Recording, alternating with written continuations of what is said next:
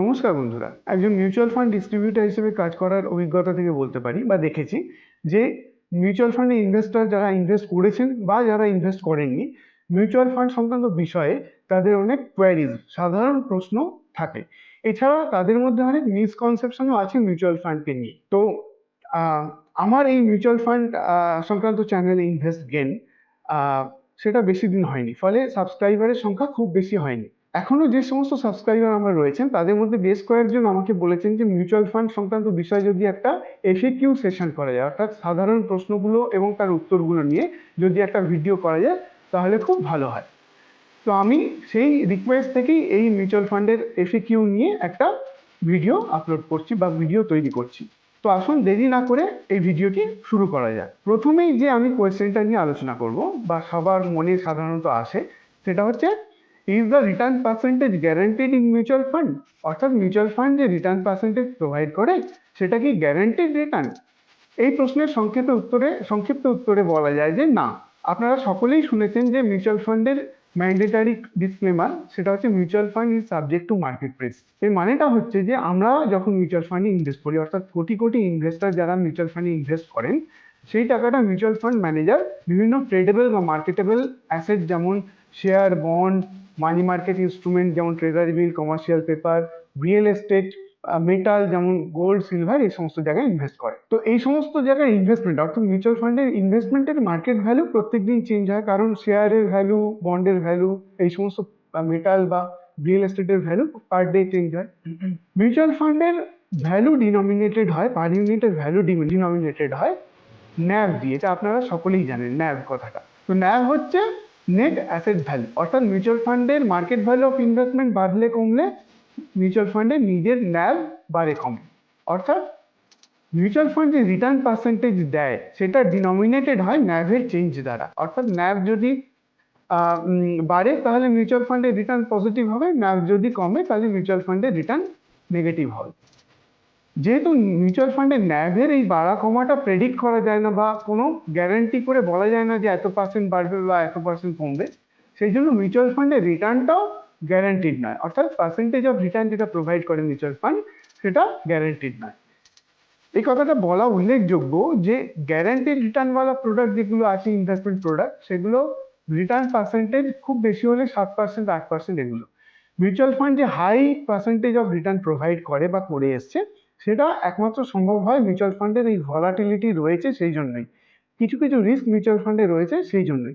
Risk আপনি যত বেশি নেবেন রিটার্ন পার্সেন্টেজও তত বেশি হবে, কিন্তু মিউচুয়াল ফান্ডের অন্যান্য প্রোডাক্টের তুলনায় রিস্ক কিন্তু অনেক কম। সে বিষয়ে আমরা আলোচনা করব।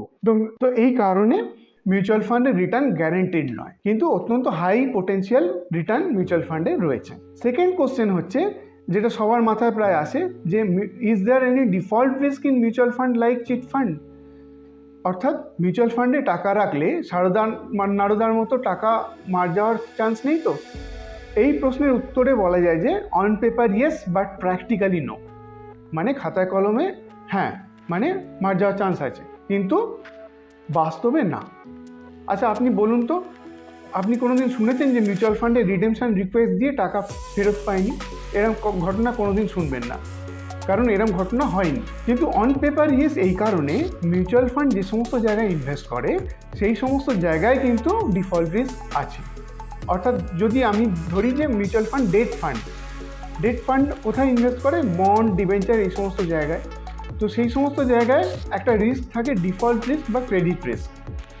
অর্থাৎ টাইমলি ইন্টারেস্ট পেমেন্ট রিসিভ করার বা প্রিন্সিপাল অ্যামাউন্ট ফেরত পাওয়ার আপন ম্যাচুরিটি, সেখানে যদি না পাওয়ার সম্ভাবনা থাকে সেটাকে ডিফল্ট রিস্ক বা ক্রেডিট রিস্ক বলে। তো মিউচুয়াল ফান্ড যে সমস্ত জায়গায় ইনভেস্ট করে সেখানে এই রিস্ক রয়েছে, খুব কম।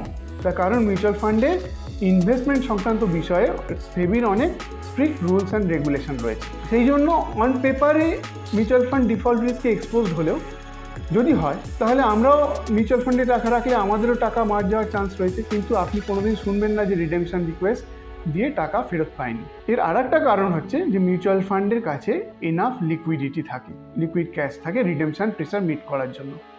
মিউচুয়াল ফান্ডে সমস্ত ইনভেস্টার একসঙ্গে রিডেমশন রিকোয়েস্ট দেন না, ফলে মিউচুয়াল ফান্ডের ডিফল্ট রিস্কের সঙ্গে আপনার ডিফল্ট রিস্ক কোরিলেট করা যায় না। মিউচুয়াল ফান্ড ইনভেস্টমেন্ট সংক্রান্ত বিষয়ে যেটা মেনে চলে সেটা হচ্ছে সেবি দ্বারা strict rules and regulation mutual fund হাউসকে মেনটেন করে চলতে হয়।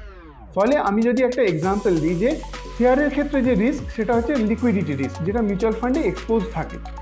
সেটা যদি দেখা যায় যে কোনো একটা mutual fund scheme maximum 15% illiquid সিকিউরিটিতে ইনভেস্ট করতে পারে, অর্থাৎ unlisted share, thinly traded share, এই সমস্ত জায়গায়। কিন্তু আপনি যদি প্র্যাকটিক্যালি দেখেন তাহলে দেখবেন যে এই পার্সেন্টেজ নগণ্য বা থাকে না বললেই চলে। 15% যদিও লিমিট বেঁধে দেওয়া আছে, কিন্তু এই 15%ও যদি ইনলিকুইড স্টক বা থিনলি ট্রেডেড স্টক, আনলিস্টেড শেয়ারে ইনভেস্ট করে থাকে মিউচুয়াল ফান্ড, তবু যদি এর কোনো লিকুইডিটি প্রবলেম হয় তাহলেও মিউচুয়াল ফান্ডে ডিফল্ট রিস্ক ফেস করেন না মিউচুয়াল ফান্ড ইনভেস্টররা, কারণ মিউচুয়াল ফান্ডের হাতে এনাফ লিকুইড ক্যাশ থাকে রিডেমশন প্রেশার মিট করার জন্য। সেই জন্য ডাইরেক্ট কোরিলেশন নেই মিউচুয়াল ফান্ডের ডিফল্ট রিস্কের সঙ্গে আপনার ইনভেস্ট করা ডিফল্ট রিস্ক মিউচুয়াল ফান্ডের সঙ্গে। আর একটা খুব কমন কোশ্চেন যেটা মেনলি এজেড ইনভেস্টাররা প্রশ্নটা করেন বা প্রশ্নটা তাদের মাথায় আসে, সেটা হচ্ছে যে do mutual funds invest only in share? তার মানে মিউচুয়াল ফান্ড মানেই কি শেয়ার? এই প্রশ্নের উত্তর হচ্ছে না। আমি আগেই বলেছি ট্রেডেবল অ্যাসেট যেগুলো মিউচুয়াল ফান্ড ইনভেস্ট করে সেগুলো হচ্ছে শেয়ার ছাড়াও bond, debenture, money market instruments যেমন treasury bill, commercial paper, certificate of deposit, এই সমস্ত জায়গায়।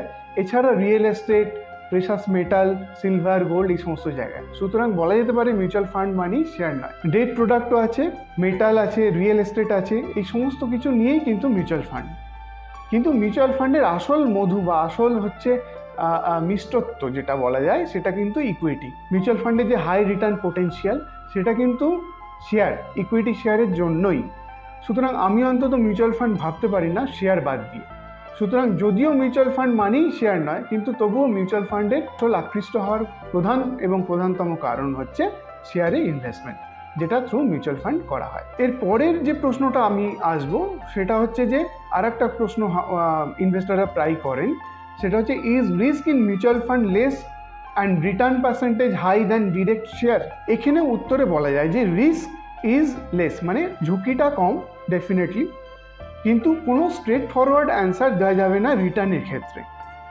ঝুঁকির কথাটায় আসি, ঝুঁকি কেন ডিরেক্ট শেয়ারের চেয়ে কম? তার কারণ হচ্ছে আপনারা প্রায় সকলেই জানেন যে মিউচুয়াল ফান্ডে ইনভেস্ট করার অন্যতম কারণ হচ্ছে লোয়ার রিস্ক।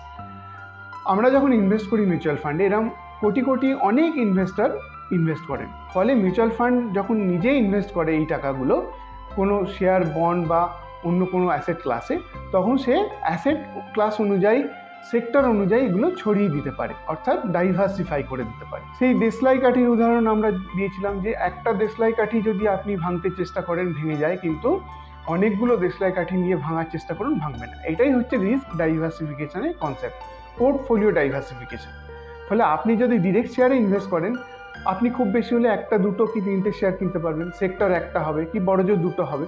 কিন্তু মিউচুয়াল ফান্ড এরকম কম করে 40 থেকে 50টা কোম্পানি শেয়ারে ইনভেস্ট করে বা বন্ডে ইনভেস্ট করে, শেয়ার সেক্টরও ডিফারেন্ট সেক্টর ইনভেস্ট করে। ফলে কোনো একটা কোম্পানি বা পার্টিকুলার সেক্টর যদি খারাপ পারফর্ম করে, অন্য সেক্টর বা অন্য কোম্পানির পারফরমেন্স, ভালো পারফরমেন্স সেটাকে মিটিগেট করে দেয়।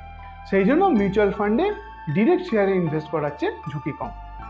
আর রিটার্ন পার্সেন্টেজের ক্ষেত্রে বলবো যে পোটেনশিয়াল রিটার্ন যদি ভালো ফান্ডামেন্টাল অ্যানালিসিস করে ডিরেক্ট শেয়ার ইনভেস্ট করা যায় লং রানের জন্য, তাহলে আমি সত্যি কথাটাই বলবো মিউচুয়াল ফান্ডের চেয়ে রিটার্ন পোটেনশিয়াল ডিরেক্ট শেয়ারে বেশি আছে। কিন্তু আমাদের কাছে কজনের এই নলেজ আছে যে ফান্ডামেন্টাল অ্যানালিসিস করা, সেই সময় দেওয়া যাতে আমরা অ্যানালিসিস করতে পারি? সুতরাং সবচেয়ে ভালো এই অপশান যে একজন প্রফেশনাল ফান্ড ম্যানেজারের হাতে দেওয়া মিউচুয়াল ফান্ডের টাকাটা, মানে মিউচুয়াল ফান্ডে দেওয়া, যাতে তিনি প্রফেশনালি এটা ম্যানেজ করতে পারেন এবং ঝুঁকিও কম হয়। এবং আমি বলছি রিটার্ন পার্সেন্টেজও যারা ব্লাইন্ডলি ডিরেক্ট শেয়ারে ইনভেস্ট করেন তাদের চেয়ে কিন্তু বেশি হয় মিউচুয়াল ফান্ডে। লাস্ট ইম্পর্টেন্ট কোশ্চেন যেটা আমি আলোচনা করব সেটা হচ্ছে যে can I withdraw money from mutual funds any time? Is there any charges? অর্থাৎ মিউচুয়াল ফান্ডের থেকে আমি কি যখন খুশি টাকা তুলতে পারি? সেই টাকা তোলার জন্য কি কোনো চার্জ মিউচুয়াল ফান্ড করে? এই প্রশ্নের উত্তরে বলা যায় ইয়েস, হ্যাঁ, আপনি যখন খুশি টাকা তুলতে পারেন। কারণ আগে একটা ফান্ডের ক্যাটেগরি ছিল যেটাকে ক্লোজড এন্ডেড ফান্ড বলা হয়। সেই ক্লোজ এন্ডেড ফান্ড এখন প্রায় নেই বললেই চলে, সবই এখন ওপেন এন্ডেড ফান্ড। অর্থাৎ আপনি যখন খুশি টাকা রাখতে পারেন যেমন, তেমনি উইথড্রও করতে পারেন। তো উইথড্র করার ক্ষেত্রে মিউচুয়াল ফান্ডে টাকা উইথড্র করার ক্ষেত্রে কোনো বাধ্যবাধকতা নেই যে আপনাকে এতদিন রাখতেই হবে। এসআইপি ক্ষেত্রে বা লামসাম ইনভেস্টমেন্টের ক্ষেত্রে আপনি মিউচুয়াল ফান্ড নিয়ে যখন খুশি যা খুশি করতে পারেন। You can do anything and everything. SIP ক্ষেত্রে যদি ধরেন যে এসআইপি যখন খুশি বন্ধ করতে পারেন, পার্সিয়াল টাকা উইথড্রল করতে পারেন, ফুল উইথড্রল করতে পারেন, কিছুদিন পর এসে এসআইপি আবার নতুন করে চালু করতে পারেন, সব কিছু। তেমনি লামসাম ইনভেস্টমেন্টের ক্ষেত্রে আপনি ফ্রেশ ইনভেস্টমেন্ট করতে পারেন। তবে বলে রাখা দরকার যে অনেক small cap mutual fund scheme lump sum investment অনেক সময় অ্যালাউ করে না, তাদের ফান্ডের সাইজ বেড়ে যাওয়ার কারণে লিকুইডিটি প্রবলেম হওয়ার জন্য। সুতরাং বলা যেতে পারে আপনি মিউচুয়াল ফান্ডে টাকা রেখে যখন খুশি উইথড্র করতে পারেন। এটা মিউচুয়াল ফান্ডে বেনিফিট, কিন্তু এই বেনিফিট নেওয়া উচিত না। তার কারণ হচ্ছে যদি কোনো ইমার্জেন্সি না হয়, তাহলে মিউচুয়াল ফান্ডের টাকা সবসময় লং রানের জন্য, মিডিয়াম টু লং রানের জন্য রাখা উচিত, যাতে কম্পাউন্ডিং এর এফেক্ট পাওয়া যায় এবং আপনি ওয়েলথ ক্রিয়েট করতে পারেন। কিন্তু সুবিধাটা, অর্থাৎ টাকা তোলার সুবিধাটা কিন্তু মিউচুয়াল ফান্ডের সব জায়গায় আছে, সমস্ত স্কিমেই প্রায় আছে। এবার আসা যাক যে কোনো চার্জ কাটা হয় কিনা। আপনি যদি একটা স্পেসিফাইড টাইমের মধ্যে মিউচুয়াল ফান্ড থেকে বেরিয়ে যান, উইথড্র করে নেন টাকা, তাহলে একটা সামান্য চার্জেস কাটা হতে পারে, যেটাকে এক্সিট লোড বলে। জেনারেলি আপনি যদি 6 মাস থেকে 1 বছরের মধ্যে টাকা উইথড্র করে নেন, তাহলে 0.5 থেকে 2% অবধি এক্সিট লোড কাটা হয়। 2% বললাম, কিন্তু 2% ইন্টারন্যাশনাল ফান্ড বাদে ডোমেস্টিক ফান্ডের ক্ষেত্রে ম্যাক্সিমাম 1% অবধি কাটা হয়। 2% কাটা হয় কোনো কোনো ইন্টারন্যাশনাল ফান্ডে, যদি আপনি কোনো একটা স্পেসিফাইড টাইমের মধ্যে বেরিয়ে যান।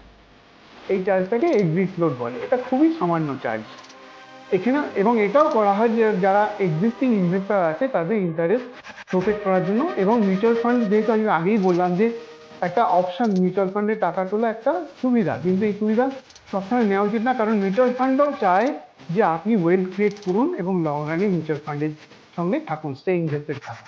সেই জন্য এটা একটা পেনাল্টি চার্জ করা, যে আপনি যদি আর্লি এক্সিট করেন সেই জন্য। তো বন্ধুরা, আজকে এই সিরিজে এই কটা প্রশ্ন নিয়ে আমি আলোচনা করলাম মিউচুয়াল ফান্ডের এফএকিউ। পরবর্তী সময়ে আমার আরো অনেকগুলো মিউচুয়াল ফান্ডের কমন প্রশ্ন নিয়ে, অর্থাৎ এফএকিউ নিয়ে এরকম সিরিজ অফ ভিডিও আমি করার পরিকল্পনা করছি। তো বন্ধুরা, আপনারা যদি আমার এই ভিডিওটি মনে হয় যে হেল্পফুল, তাহলে আমার এই ভিডিওটিকে লাইক করবেন, চ্যানেলটিকে শেয়ার করবেন এবং সাবস্ক্রাইব করবেন।